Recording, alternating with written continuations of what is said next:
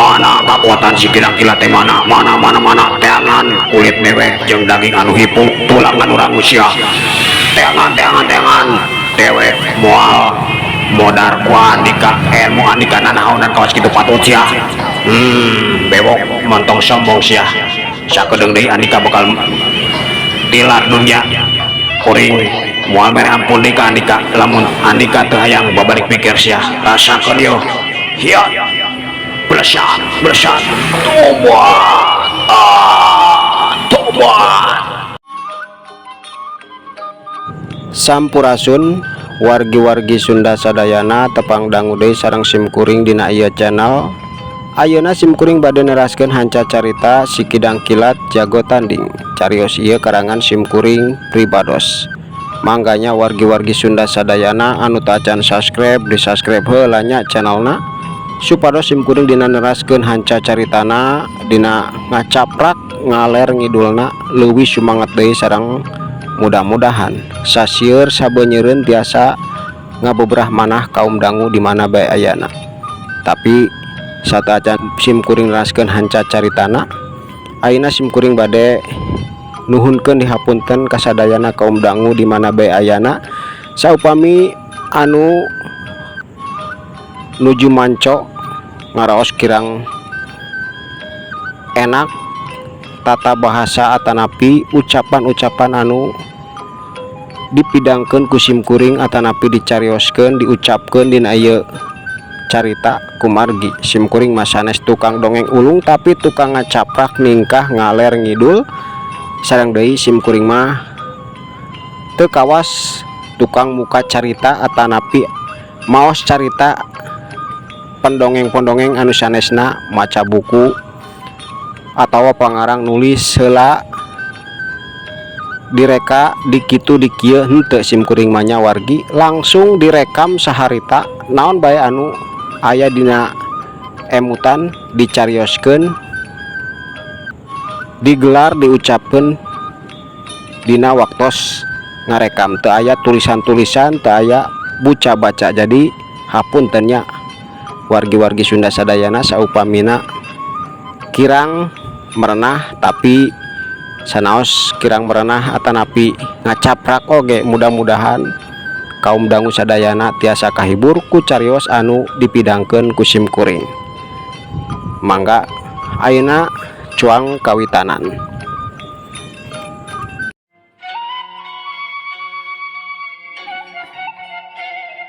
Koleang kubrak. 5 jawara teh waktu harita nangkarak bengkang dina taneuh sakabehna bari nyarekelan tonggong harudang terus cocorowokan. Setan saha nu geus ngabongohan saha keluar oi keluar montong nyumput keluar eta anu terus-terusan digorowokeun ku maranehna. Dasar cucunguk kabeh sia arek kamarandi sia ieu dewek montong gura-gura kawas kitu patut tadi podaran oge untung sia arek kamarandi sia ngadon rek ini ka tempat anu teu jelas kamarandi atuh puguh bae. Sakabeh jawara teh kacida ngaranjukna kulantaran teu salah ngadenge eta sora teh sora Aki Banaspati. Aduh Aki, hapunten Aki, kumargi lembur anu parantos di sumpingan ku abdi sadayana teu kapendak tos janten leuweung Aki, tos janten leuweung ayeuna teh abdi bade milarian ka lembur sejenna kumargi di ieu lembur anu tadi ka liwatan ku abdi sadaya teh aya jalmi nuju kalaluar ti ieu lembur saurna mah eta anu digorowokeun ku salah sahiji ti 5 jawara nembalan pertanyaan guruna. Terus Arandika reka mendi sia jawab reka marandi Arandika montong adon rek lempang ke tempat anu teu jelas. Montong kabeng bat kunaon bae oge salianti Arandika teh kudu saterehna menangkeun 5 wanoja deui. Montong lompak anu teu jelas. Mereka mendi sia, mereka mendi. Jawab sia, jawab mereka mendi. Montong ninggalkeun tugas anu kudu saterehna ku Arandika dilaksanakeun jeung tereh mawa wanoja karupeun dewek deui. Cek Aki Banaspati waktu harita nyarita nanya kitu sanajan jirimna mah tetep bae teu katempo kumaranehna kulantaran ngagorowok ngagunakeun kekuatan batin anu dicangking ku eta aki-aki. Abdi teh bade ieu Aki, abdi sadaya teh bade ningali ieu ningali sayembara saurna mah di hiji lembur nuju aya sayembara sugan bae di dinya teh seueur ieu Aki, seueur wanoja kapan meureunan urang sadayana gampil nyandak wanoja-wanoja anu bakal dicandak ka payunan Aki. Eta maksud anu bade di sejaku disim abdi 5 teh Aki, jawab salah sahiji jawara langsung nyerowok kitu. Leres Aki, leres eta maksud abdi sadaya teh leres kitu Aki, cek pamingpina waktu eta negeskeun ucapan baturna. Montong sia, montong ngajuk juga eta tempat bahaya keur Arandika, bisa gagal nyulik awewe mah ulah ngadon ngadatangan eta lembur sarojeng bohong sia. Rek gampang kumaha justru ngaran di tempat rame kawas kitu eta wanoja teh loba anu nalingakeun meureunan ngagorowok Andika sakabeh anu bakal cilaka. Montong sia, montong awas lamun teu ngagugu moal diantepkeun di podaran sia ayeuna keneh ku dewek. Montong ada tangan eta lembur, datangan lembur sejenna deui kudu saterehna mawa 5 wanoja ka hareupeun dewek. Mumpung eta pamuda ayeuna fokusna keur ka eta tempat sabab Arandika kudu apal Pak muda anu geus mawa wanoja-wanoja di tempat dewek teh ayeuna keur aya di eta lembur. Lamun Arandika asup ka eta lembur sarua jeung bohong cilaka bakal gagal sia rencana aing teh. Montong sia, montong mantu ka eta tempat. Cek Aki Banaspati waktu harita nyarita kitu atuh puguh bae ka cidareuwasna 5 jawara teh sabab samemehna maranehna teu nyangka bakal eta anu diceritakeun ku guruna. Anu leres Aki, anu leres piraku eta pamuda teh nuju aya di eta lembur sareng lembur anu ngadadak katinggalina ku abdi sadaya parantos janten leuweung. Kumaha eta teh Aki, kumaha nah laras teu aya di lembur eta tempat teh? Tanya maranehna waktu harita ting corowok kitu sanajan pinuh ku kabingung tapi rasa penasaran leuwih gede nyangkaruk dina hate maranehna.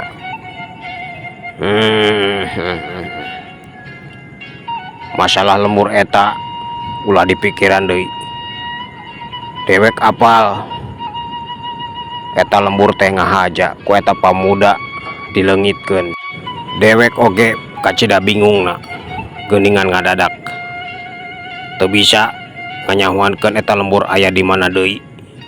Tapi geus sabab teu kudu ku wanoja eta oge teu nanaon. Yang penting mah Arandika kudu mawa deui 5 wanoja ka hareupeun dewek jeung kade.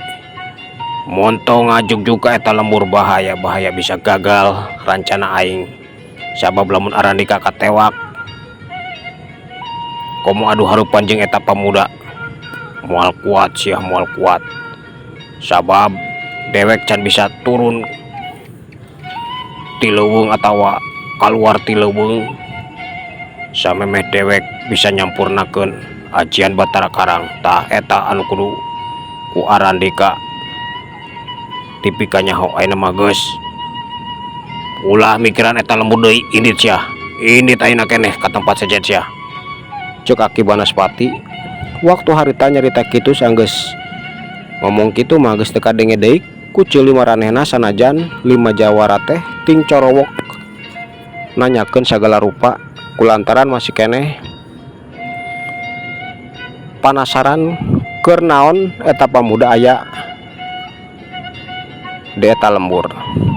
Tapi sanggeus teu kadenge saeutik-eutik acan sora guruna atuh maranehna teh Dariuk bari ngarasakeun awakna anu masih keneh nyeri sanggeus dibebeut. Aduh, lapur euy lapur teu jadi meureun ayeuna teh bahaya sabab belum urang teu nurutkeun ka hayang Aki Guru cilaka urang teh moal bener ayeuna mah ayo urang indit ka lembur sejen deui cok pamimpina akhirna manang tukeun lengkahna reka mana. Bener Kang, bener Kang, sanajan penasaran hayang nempo kumaha geulisna eta wanoja anu keur diparebutkeun ku sakabeh patandang saebara, tapi urang teu bisa nolak kahayang Aki Guru bisa cilaka ayeuna mah yap urang neangan lembur sejen deui bae lah supaya terhasil bisi kalah ka urang teh disiksa dipaehan ku Aki Guru kan cilaka. Wah orang teh boro-boro bisa suka bunga ngeukepan awewe nu aya ge kalah ka jadi eusi peucing cacing meureunan urang teh Kang. Eta anu diucapkeun ku sakabeh anak buahna. Atuh geus kitu mah maranehna teh teu loba nyarita deui leumpang ka tempat sejen sanajan panasaran hayang nempo kumaha kaayaan saembara ngan maranehna moal matak wani ngabangkang kana kahayang Aki Banaspati kulantaran nyawa taruhana.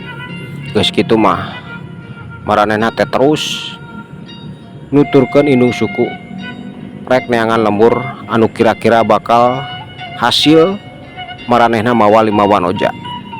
Sedangkan di lembur Sukiwa peuting harita di tempat anu digunakan ku Ki Bewok peuting harita teh samemeh meureumkeun mata sakabeh anak buahna teh keur ngariung di hareupeun Ki Bewok anu mencrong nguterkeun teutupanana ka maranehna.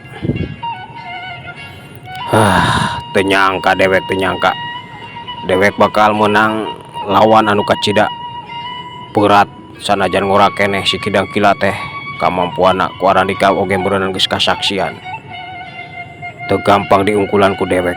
Jadi dewek dina peuting ayeuna bakal ngajarkeun kamampuan anu dijanjikeun dewek ka Arandika sabab bisi dina akhirna mah dewek teh kudu nyieun cara anu biasa moal aya kajujuran moal aya busa basi deui sabab keur dewek mah sagalana ge oge kudu halal rek bener ceuk batur rek salah ceuk batur saboro teuing dewek mah urusan penting mah sagala kahayang dewek kudu hasil. Jadi yap ayeuna urang kalaluar Arandika kudu ningkatkeun kemampuan keur jaga-jaga bisi dina waktu nangke dewek kabutuhkeun tenaga Arandika kapaksa Arandika kudu turun kudu mawa Silisnawati kumaha bae carana.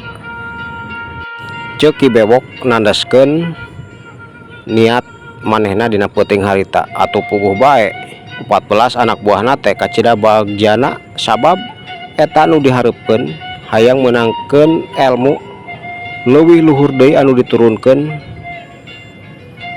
ku Ki Bewok ka maranehna. Tah gitu Kang, gitu atuh sabab geningan kekuatan kuring teh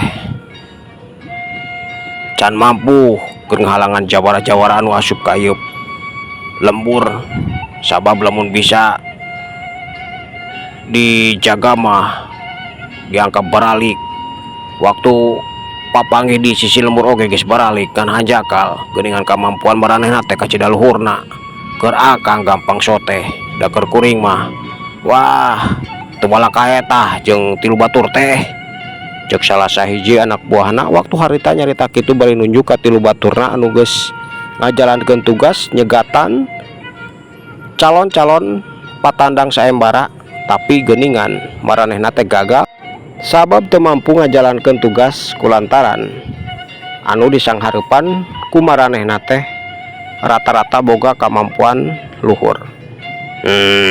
Bener tak eta anu matak dewek nyesel oge sabab lamun arani kageus diturunkeun ilmu leuwih luhur deui ku dewek geus pasti dina waktu ayeuna moal loba jalma moal loba patandang anu datang ka ieu lembur sanajan maranehna malah eueun naonan keur aing tapi kan tetep bae miceunaan waktu loba waktu anu dipiceunan ceuk Ki Bewok bari unggut-unggutan atuh geus kitu mah maranehna teh langsung kalaluar ngajejer dihareupeun eta wangunan ngamimitian diturunkeun ilmu anu leuwih luhur deui ku manehna. Atuh waktu harita teh kacida ramena dihareupeun tempat maranehna istirahat. Ki Bewok terus-terusan ngajarkeun rupa-rupa kemampuan anu can pernah diturunkeun ka sakabeh anak muridna atawa anak buahna sarua jeung di jero paguron Gagak Bodas. Waktu eta Sugiwa teu miceunan waktu sanajan tadi berang kaayaan tempat teh rame kunu garlut ngarebutkeun anakna peuting harita tetep kawas biasa nita sakabeh murid-muridna terus latihan sedangkan di tempat anu dijadikan tempat Parman jeung Sukmalawati istirahat waktu eta Parman keur kadatangan ini Sukmala anu ngahaja datang ka eta tempat kulantaran kacida penasaran hayang geua apal saha sabenerna si Kidang Kilat atau Parman. Waktu eta Nini Sukmala keur neuteup ka Parman bari nyarita, "Ujang, ini mah kacida penasaran na Ujang. Nah bener Ujang teh anak Supanta jeung Parwati sabab Parwati teh anak Nini. Lamun bener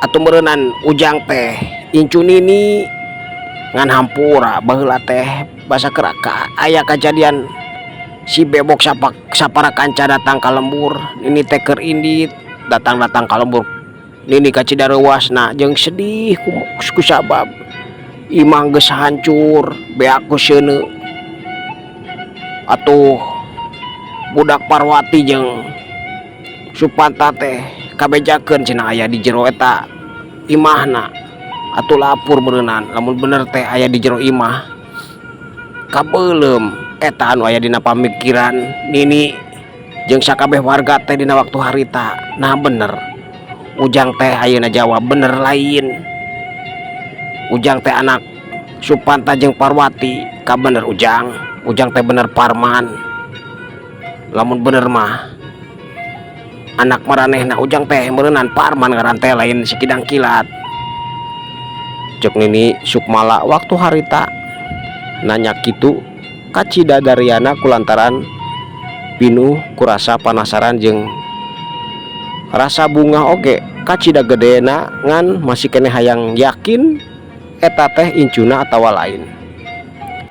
Upami bade percatan mamangga abdi teh leres putra Bapak Supanta sareng Ma Parwati aranjeunna teh sepuh abdi Nini ngan Nini teu kedah bingung teu kedah heran kumargi dina waktos abdi nuju aya dina kepungan eta seuneu sareng waktos harita teh duka kumaha sabab abdi teh acan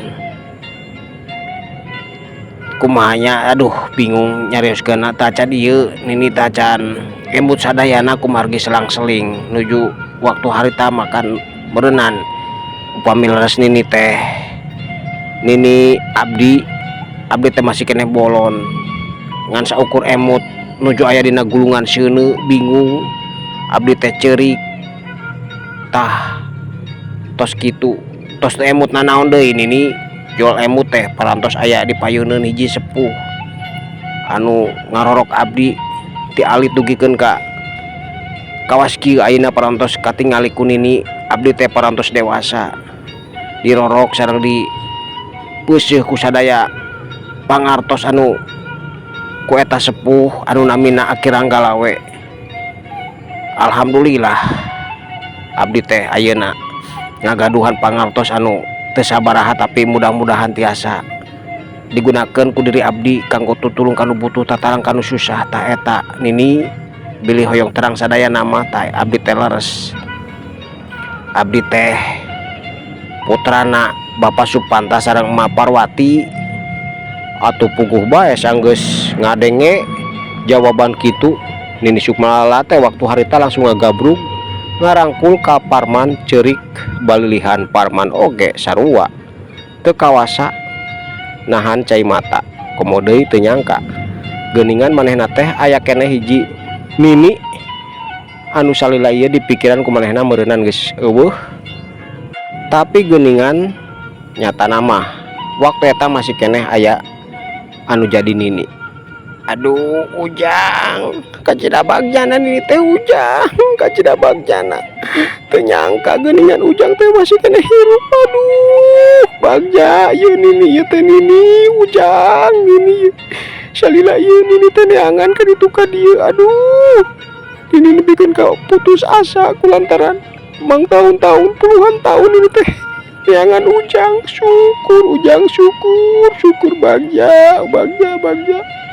bagja nini teh ujang cek Nini Sukmala bari ngusapan sirah Parman muhun nini abdi oge kecida bagjana nini teu nyangki geuningan nini teh masih kena aya di kieuna kumargi hapunten nini hapunten satadi nama abdi teh parantos ngemut aya deui sepuh geuningan aya nini. Aduh bagja abdi oge bagja nini bagja eta anu dijawab ku Parman bari ingsirek-ingsirekan cerik kulantaran waktu harita pinu kurasa bunga sagala rupa ngagolak dina jero dadana. Atuh Sukmalawati oge waktu harita rembay ku cai mata kulantaran ilu ngarasakeun kumaha kaayaan hate Nini Sukmala jeung Parman dina waktu harita. Tapi sanggeus rada lila maranehna ngebrehkeun sagala kaayaan hate anu salila ieu disimpen. Akhirna mah Parman jeung Nini Sukmala teh geus dariuk deui pahareup-hareup kawas tadi.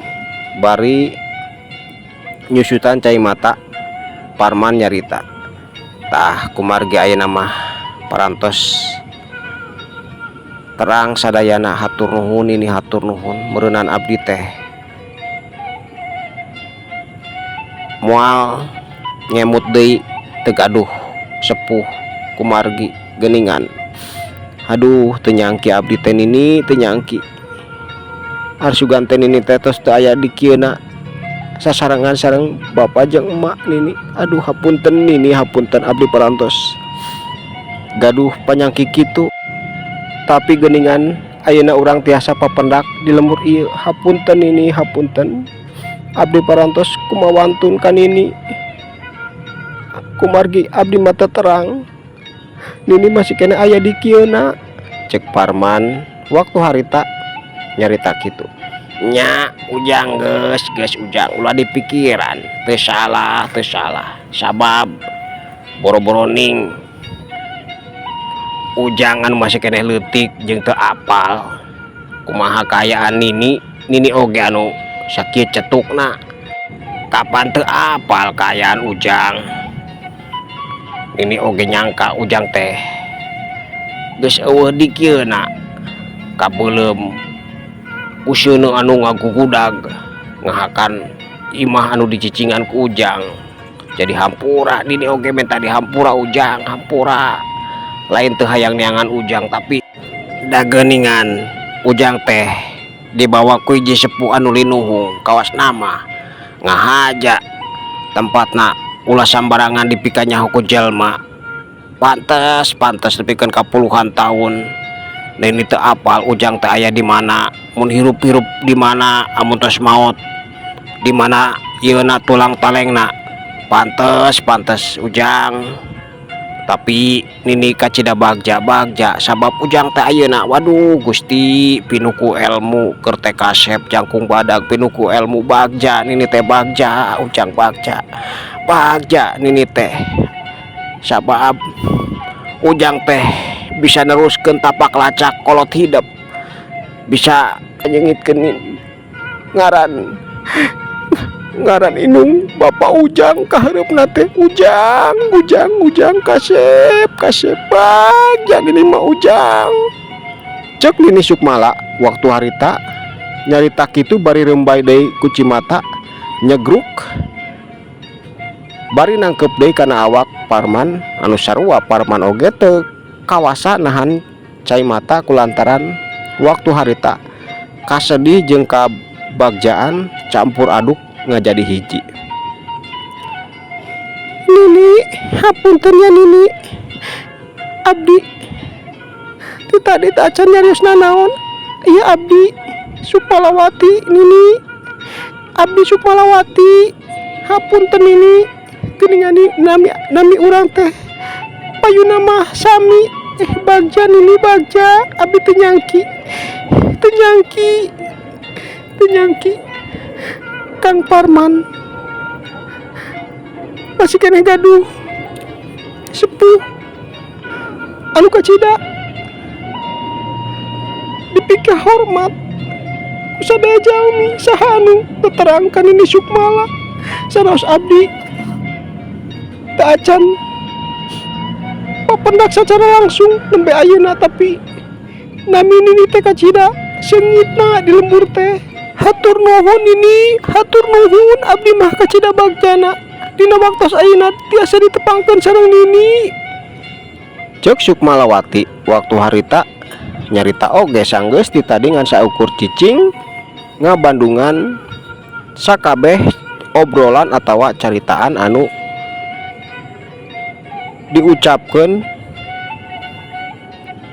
diobrolkeun ku Nini Sukmala jeung Parman. Muhun Nini muhun hapunten abdi tacan ngenalkeun ieu wanoja tah ieu teh Sukmalawati putrina pupuhu Lincar Saketi. Tak ieu putrina teh Nini meuleunan Nini oge paratos terang di hiji lembur aya paguron Lincar Saketi. Cek Parman akhirna mah langsung ngenalkeun Sukmalawati sanggeus eta wanoja nyarita teh heula. Bagja Nyai, bagja nuhun teu nyangka geuningan ieu wanoja teh putrina ieu naon pupuhu paguron Lincar Saketi bagja Nini oge bagja jeung Nyai teh ulah nyarita kitu Nyai, ulah nyarita kitu lah Nini mah anu kurs ngaran hungkul seungit cek Nyai oge seungit bener seungit ngaran mah tapi geuningan kamampuhan mah meledok eleh ayeuna teh ku si Ujang oge Nini teh teu kuat geuning ngalawan si bebok mah. Cek Nini Sukmala waktu harita nyarita kitu bari imut neuteup ka eta wanoja. Nyarios kitu Nini da henteu kedah ku ilmu atawa kedah biasa ngelehkeun eta jaduk rampok dangaran kasayan mah teu kedah kudu kitu teu tiasa ngelehkeun jaduk rampok henteu.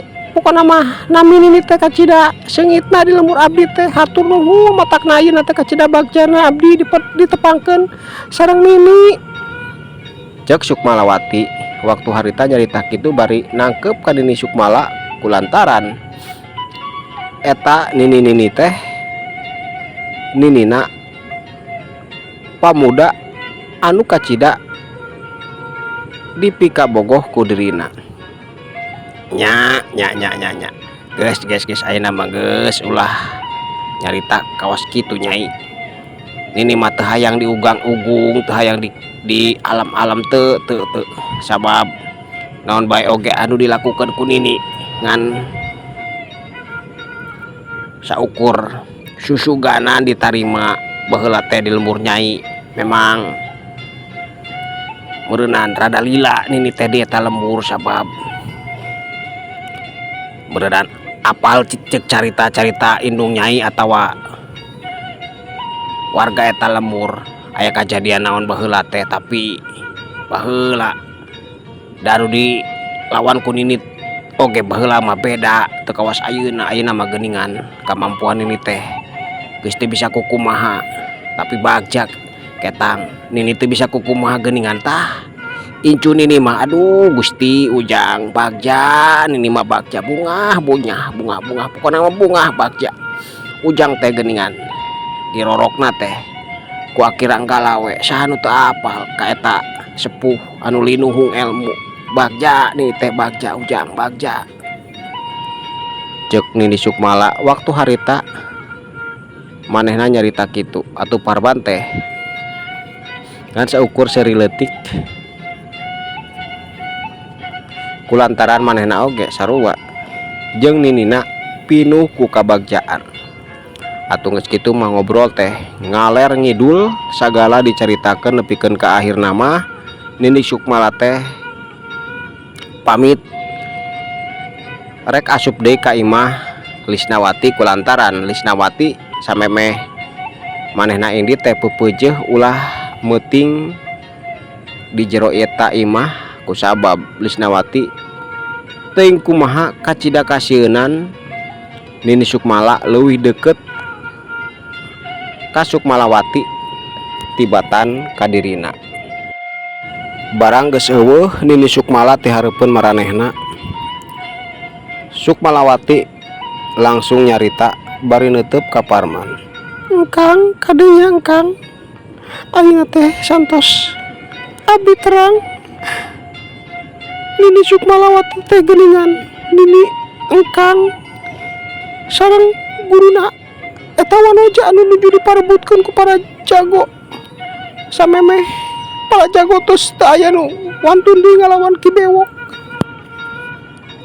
Abdi teh sieun kalengitan engkang sieun duka kumaha aduh beuki sieun bae santos terang eta sepuh teh nini engkang sareng sekaligus guruna Wisnawati geuningan engkang sieun abdi mah sieun kadenya kade ngahilapkeun abdi nging abdi mah toyong kalengitan engkang. Cek Sukmalawati waktu harita langsung nyarita kitu bari ngarangkul Parman. Kunaon nyai kunaon nyarita kitu nging nyarios kitu nyai nging nyarios kitu da akang mah teu gaduh emutan kitu sareng kieu atukeun bae nini abdi guru Lisnawati oge teu nanaon memangna kumaha nging nyarios kitu ayeuna mah tos cuang istirahat heula urang istirahat nyai sabab akang teh kacida capena nging nya peupeujeuh nging seueur emutan anu teu pararuguh tos wengi ayeuna mah yap cuang istirahat kumargi enjing teh akang teh kedah nyang hareupan deui si Bewok kedah seger awak teh tos nyai gelis teuing emutan nu kararitu moal akang moal nganyarikeun nyai moal mopohkeun nyai moal sing percanten ka akang nyai. Cek Parman waktu harita ngusahakeun ngalelemu hate eta wanoja kulantaran manehna mah nepikeun ka waktu harita tetep teu boga pamikiran hayang menangkeun Lisnawati sanajan hatena ngaku eta wanoja teh kacida geulisna, tapi niatna kelut ngalawan Ki Bewok teh hayang ngeureunkeun kajahatan Ki Bewok supaya henteu maceuh deui jeung ngabalaskeun ka nyeri indung bapana. Eta anu nyangkaruk dina hate Parman mah lain hayang menangkeun eta wanoja. Mohon engkang, mohon ku abdi di ieu dicepeng ka sauran engkang teh awas bae nya upami engkang jalir. Pokona mah ngingkena-kena eta wanoja teh muridna nini engkang, teras engke teh engkang leuwih caket ka eta wanoja nging kitu engkang nying. Pokona mah engkang teh salamina kedah sareng abdi. Ceuk Sukmalawati waktu harita tetap nyarita kitu kusabab kacida sieuna. Tos nyai tos nging seueur pangemut anu teu leres kitu. Tos saur akang oge teu kenging sieun moal akang mah moal nganyarikeun nyai, moal ngahilapkeun nyai sing percanten ka akang. Tos ayeuna mah mangga gera lebet kapangkengkeun akang di dieu ayeuna. Cek Parman bari ngusapan sirah eta wanoja. Abdi mah alun nyarira engkang hoyong sareng engkang ngobona. Abdi mah sieun ditinggalkeun deui ku engkang, mangga sareng abdi obona engkang mangga. Da abdi mah moal sieun di kitu kieu ku engkang bade dikumaha oge ku engkang mah mangga sadayana oge kanggo engkang. Ceuk Sukmalawati waktu harita nyarita kitu atuh puguh bae Parman teh kacida ngarajugna, teu nyangka Sukmalawati bakal nyarita kitu. Jeje nyai urang teh parantos dewasa sareng deui urang teh sanes muhrimna teu kenging nyai dosa bilih sote kajantenan anu teu diharepkeun cilaka meureunnan urang teh cilaka teu kenging sieun kan akang teh nuju yang harupan si Bewok ayeuna teh nuju istirahat piraku akang bade nganturkeun nyai moal nyai peureun cilaka nyai oge bakal jadi sasaran si Bewok sapara kanca sabab akang salami nyaksian patarung nuju ngalawan si Bewok teh 14 anak buahna mencerong bae ka nyai meureunnan eta jalma-jalma teh masih kene panasaran ka nyai. Ceuk Parman waktu harita langsung nyarita kitu. Nyaros kitu engkang abdi mah teu ngemutan masalah eta da teu sieun kedah ngalawan 14 anak buah si Bewok mah teu sieun abdi mah sieun sote abdi mah sieun di ieu dikanturkeun deui ku engkang. Bungan kang teh parantos ngabobodo abdi bade kulem kuningan dina enjingna teh tos teu aya tah eta anu matak dugikeun ka ayeuna matak sieun bae keur abdi mah engkang. Pokona mah hayu sareng abdi obona upami teu hoyong dipangkeng abdi oge bade di dieu bade sareng engkang bae ayeuna mah. Pokona mah alim patebi deui abdi mah engkang. Tembal Sukmalawati waktu harita tetap nyarita kitu atuh Parman teh rada ngahuleng.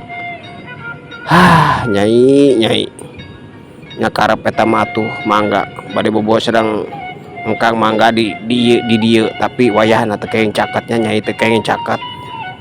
Bahaya bilih hilap teu acan waktosna ulang ngalakukeun kitu kieu teu acan nyai nya geulis wayahna mangga bade bobo di ieu tempat mangga ari kedah dipangkeng mah akang mah alim. Bahaya nyai bahaya saha anu moal teu kabita meureunnan ku pangawakan nyai anu kacida. Aduh akang teh lamun bade nurutkeun kahoyong mah wah matak cilaka tosnya gelis tos yap teu kenging ieu urang bobo. Ceuk Parman waktu harita nyarita kitu bari ngusapan sirahna atuh eta wanoja teh ngagelenyu imut matak ti belat keur Parman jeung deui lamun teu kuat nahan kahayang mah waktu eta hayang ngalendot langsung mawa eta wanoja ka jero pangkeng digulung gaper. Kusabab bener-bener Sukmalawati dina teutepan rindatna lenggak-lenggok awakna anu matak ti belat sah bae lalakina. Waktu eta nembongkeun kaayaan tantangan anu matak sulit ditolak lamun lain Parman mah geus matak cilaka ngan bubuhan Parman geus pinuh ku ilmu pangaweruh lahir batin, ilmu agama oge pinuh. Akhirna mah manehna ngusahakeun mopohokeun sagala rasa anu nyangkaruk dina hate. Sanggeus kitu mah duanana goloyo sarare sanajan di eta tempat bareng ngan pajauh. Teu karasa waktu teh nyerelek nyaho-nyaho geus isuk deui. Waktu eta Parman geus siap-siap ngan samemeh kaluar ti jero imah eta manehna teh sarapan heula babarengan jeung Sukmalawati ku kadaharan anu dianteran ku salah sahiji murid Sugiwa. Sedangkan di imah Sugiwa Lisnawati sapeupeting hatena teu puguh rasa mikiran bae kaayaan Parman anu babarengan jeung Sukmalawati di tempat anu disadiakeun ku indung bapana keur Parman katut eta wanoja istirahat. Waktu eta teh keur ngahulang ngagerentes dina jero hatena. Engkang teuingan ka abdi engkang teh sasarangan bajeng eta wanoja kumaha deui wengi aya di bumi sasarangan lakukeun naon bae engkang teh sareng eta wanoja kunaon engkang penyumpingan abdi nah laras engkang teh tegaduh emutan resep sakedik-kedik oge ka diri abdi. Eta anu terus-terusan dipikiran dina hate eta wanoja. Tapi barang keur ngalamun kawas kitu teh kadenge di luar Ki Bewok geus ngagorowok. Woi Sugiwa, gawat sia kala luar kabeh geura mimitian sia geura mimitian geus waktuna yeuh leungeun dewek geus gatul kaluar sia Sugiwa keluar gawat untung acara dog bae gawat sia kaluarkeun tah anak sia teh geura pajangkeun deui kawas poe kamari sabab dewek geus teu kuat yeuh hayang nempo si geulis geus hayang ngeukupan si geulis nyai geula kaluar nyai doakeun akang sing bisa ngelehkeun si kidang kilat nyai. Atuh Lisnawati dina waktu harita jam motrot manehna teh Dasar jadug rampok anu teu uyuhan. Nanaon anu poyah ki geus cocolongkan kawas kitu engkang kidang kilat engkang teh sing tiasa ngelehkeun eta jadug. Abdi mah teu hoyong ningali engkang eleh ku eta jadug najis. Abdi mah teu hoyong digulung gaper kun kitu patut teu hoyong engkang teu hoyong. Gerentesna waktu harita eta anu terus-terusan ngagolak dina jero hate Lisnawati.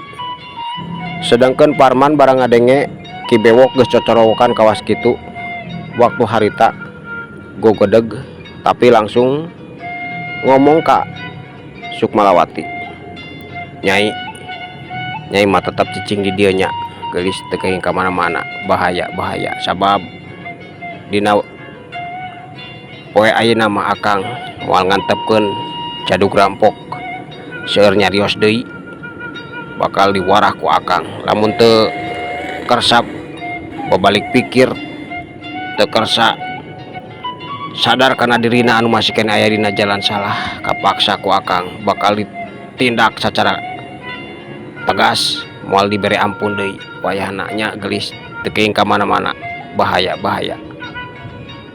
cek Parman bari ngusapan sirah Sukmalawati anu ngagelenyu imut, tapi samemeh eta wanoja ngajawab, awak Parman teh langsung luncat, blesat bewok. Montong colok-colok itu, iya kuring datang. Waktosna kabujeng Syep. Cag urang kantunkeun heula cariosna dugikeun ka dieu.